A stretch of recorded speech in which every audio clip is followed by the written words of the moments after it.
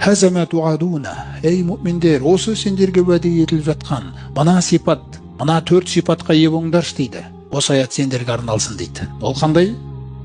Ликулли ауабин хафиз. Әрдайым маған оралып тұрады қателіктерінен кейін.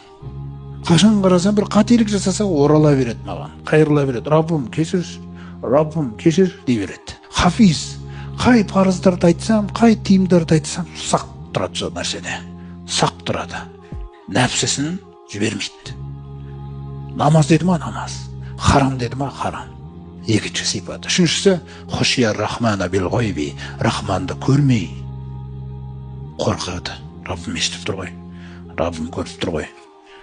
Мына жерде бір жаңағы әдетпен бір нәрсені тыңдап жіберушем кезінде бір музыканы. Енді тыңдайды, Рахман көріп тұр ғой. Бір жарты сағаттан кейін қайтаран.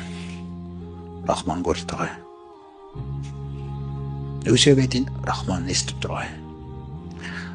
Рахманнан көрмей қорқады. Ваджа аби қолбин муниб. Сөйтіп қиямет күні Аллаға тәубелі жүрекпен оралды. Егер осы нәрсе сендердің бойларыңда болса, удхулуха би салам дейді Алла келеседі.